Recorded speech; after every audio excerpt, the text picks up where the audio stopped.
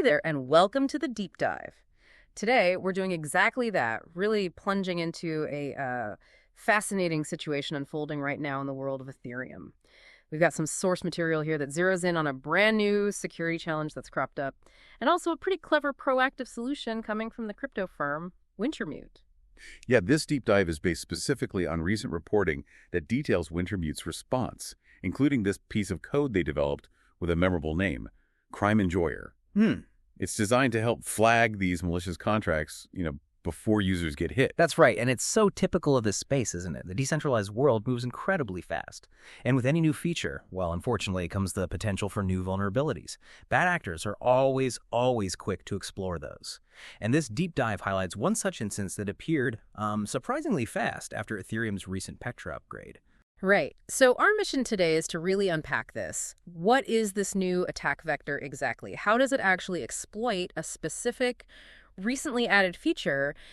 And, what's the real scale of the problem they found? And then how is Wintermute stepping in to try and fight back?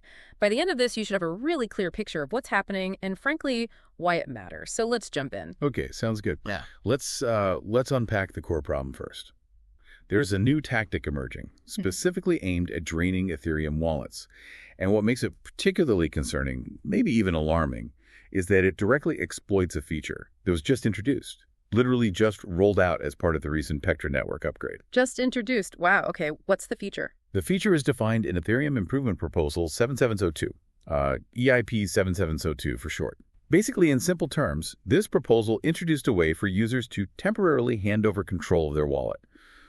Delegate control to a smart contract. Delegate control. Yeah, think of it like giving a program, limited permission to act for you for a specific task.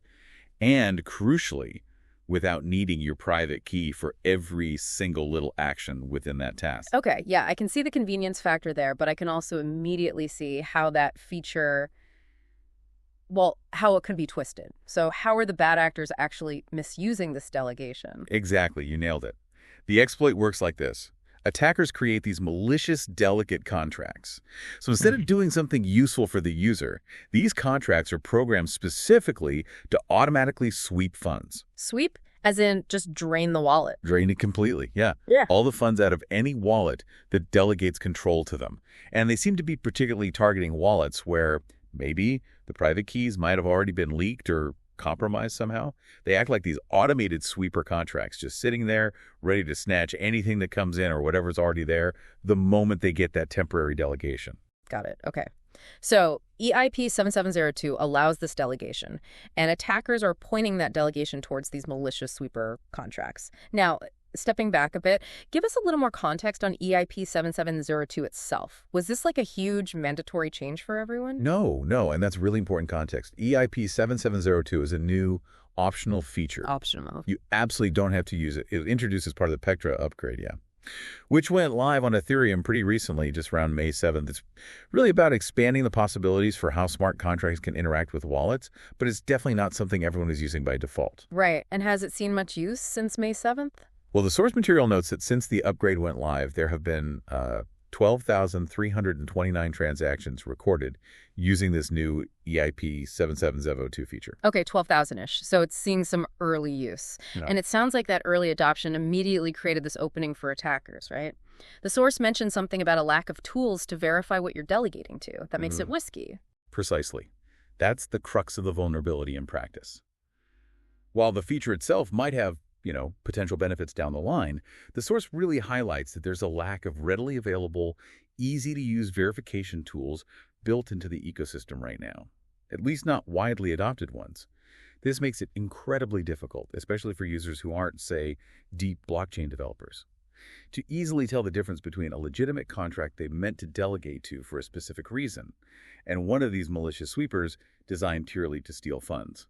Yeah, it's like being asked to sign a complex legal document you can't easily read or get verified. Exactly. It's asking for trouble, potentially. And here's where Wintermute's research comes in and where it gets really interesting and honestly pretty shocking. Their team decided to dig into the actual usage patterns of EIP-7702, see what was really happening on chain. Okay, and what did they find? What was the scale? The scale they discovered was, frankly, alarming. They found that initially, like right after the upgrade went live, An incredible over 97% of all EIP-7702 delegations, 97% were authorizing access to multiple contracts, all using the exact same piece of code. Wait, hold on. 97%. A single, copy-pasted piece of malicious code accounted for almost all the activity using this brand new feature. That's what they found. It's wild, isn't it? That's wow. This one bytecode snippet was responsible for the vast majority of delegations happening right after the feature was enabled. The source article actually quotes Wintermute describing it pretty vividly. They said, this one copy-pasted bytecode now accounts for the majority of all EIP-7702 delegations. It's funny, bleak, and fascinating at the same time. Funny, bleak, and fascinating. Yeah, I can see that. Mm-hmm. And they did note that by the time the article came out, that share had dropped slightly. But it was still incredibly high, at 94.7%. Still staggeringly high. Yeah. It just shows how incredibly quickly attackers can spot and, weaponize a new feature at scale. And this isn't just numbers on a screen, right? Did the source mention actual losses, real people affected? They did. It's not theoretical. There was a concrete example highlighted by Scam Sniffer, another blockchain security firm. It involved an Ethereum user who lost a really significant amount, $146,550. Ouch. Yeah. And that happened on May 23rd. The loss occurred specifically because they signed some malicious batched transactions. That explicitly used this new EIP-7702 delegation feature to gain access and drain the funds. Yeah. So it demonstrates the immediate, tangible risk this exploit poses. Okay, so the scale is alarming. There are real victims losing serious money. What are the good guys doing about it? Let's talk about Wintermute's response, this CrimeEnjoyor. Right, so that's their proactive countermove. Seeing this huge wave of abuse all tied back to basically one piece of code, Wintermute developed this tool or code called CrimeEnjoyor. Yeah. And the goal was really to expose these malicious contracts publicly. Okay, how does it actually work? It sounds kind of technical. It is a bit technical under the hood, but the concept is quite clever. So to figure out exactly what these malicious contracts were programmed to do, Wintermute's code essentially reversed the Ethereum virtual machine bytecode. The bytecode? That's like the low-level machine code the contract runs on. Exactly. The stuff that's not easily human-readable. They reversed that back into human-readable Solidity code. And Solidity, of course, is the main language developers use to write smart contracts in the first place. Ah, okay. So it translates the machine instructions back into something a developer or even a savvy user could actually read and understand. Precisely. It lets them see, step by step, what the contract is programmed to do. Is it sending funds somewhere unexpected? Things like that. Okay, so they decode the bad guys program. What then? What's the enjoyer part? Right. And then comes the crucial public-facing step. This is the clever part. Wintermute took this reversed, now human-readable Solidity code, and they publicly verified it on the blockchain itself, linked to the malicious contract's address. Verified it on the blockchain. How does that help? It makes it transparent and easily accessible. Anyone can now look up that malicious contract's address on a blockchain explorer, like Etherscan, and see the verified source code that Wintermute uploaded. Okay. And this is where CrimeEnjoyer's main function kicks in. By verifying this reverse code for these known malicious contracts, Wintermute was able to inject a very clear, very prominent warning message directly into that verified source code listing. Wait, they edited the verified code to add a warning? Well, they added comments into the code they verified, so when you view the verified source on the Explorer. Ah, okay. Smart. So the warning becomes part of the public record for that contract. What does the warning actually say? It's very direct. The warning text they added states, quote, is used by bad guys to automatically sweep all incoming ETH. And then it follows up with a really explicit instruction in all caps, not send any ETH. Wow. No ambiguity there. This steals money, don't send it money. Exactly. It's a clear red flag for anyone who might be checking that contract address, maybe before interacting with it, or maybe afterwards if something seems wrong. That's actually a pretty ingenious way to use the blockchain's own transparency against the attackers. So the goal is just visibility, right? Make it obvious these are bad actors. Precisely. By tagging and warning about these specific compromised contract addresses in a highly visible way, right there on the public ledger that everyone uses, Wintermute aims to make it much, much harder for users to accidentally delegate control or send funds to these known bad contracts.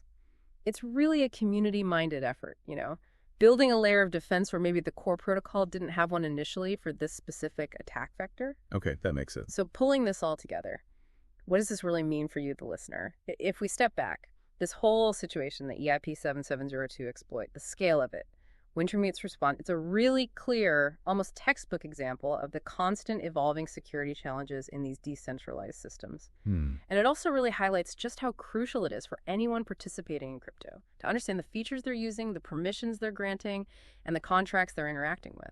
Absolutely. I think that's the key takeaway here. Even if EIP-7702 is optional, and maybe you personally will never use it, understanding this type of exploit, how it leverages a new feature so quickly, and seeing the kinds of tools and efforts being developed to combat it, like CrimeEnjoyor, that knowledge is vital if you engage with the Ethereum ecosystem at all. It just really underscores that fundamental need for caution, for verification, doing your homework, knowing what you're actually connecting your wallet to or delegating control to, especially when dealing with new smart contracts or brand new blockchain features. Couldn't agree more. And maybe putting this in the even broader context, efforts like Wintermute's CrimeEnjoyor, they really demonstrate how different players within the crypto space, security firms, large players, maybe even individuals, are actively working to try and enhance security. Even as, the attackers are simultaneously innovating, finding new methods, looking for those inevitable cracks and new features. Yes, that constant cat and mouse game, isn't it? It really is. An ongoing arms race. Okay, so let's quickly recap this deep dive before we wrap up. We've explored this new wallet-draining exploit that leverages Ethereum's EIP-7702 delegation feature, which was part of the recent Pectra upgrade. We uncovered the, frankly, shocking prevalence of a single, widely copied piece of malicious code right after the feature went live, over 97% initially. We looked at Wintermute's proactive response, their CrimeEnjoyor solution, which cleverly works by reversing malicious bytecode and injecting clear public warnings into the verified code on blockchain explorers. And we've talked about why understanding this dynamic and practicing verification is just so important if you're active in the Ethereum world. Right. And thinking about all this, how quickly a brand new feature was exploited at such a massive scale, and then how a third party, Wintermute in this case, had to essentially step in and build a defense after the fact. It does raise a really interesting and I think important question for the future of blockchain development. Given this rapid pace of innovation, how much responsibility really falls on the core protocol developers? Should they be building an immediate, maybe mandatory, user-friendly transparency and verification tools right from day one alongside the new features? Or is the onus more on individual users to exercise extreme caution and do their own research? Or does the responsibility lie more with third parties, like security firms and researchers, to build these security layers after a feature is already out there and potentially being exploited? That's a great point, that balance between innovation speed and built-in security from the start. Exactly. Where does that responsibility lie? Something to think about, that ongoing tension between pushing innovation forward quickly, which everyone wants, and ensuring robust user security is baked in right from the start, not just bolted on later. It's a fundamental challenge. Definitely something for everyone in the space to consider. It's a critical question moving forward. Well, thanks for joining us for this deep dive today.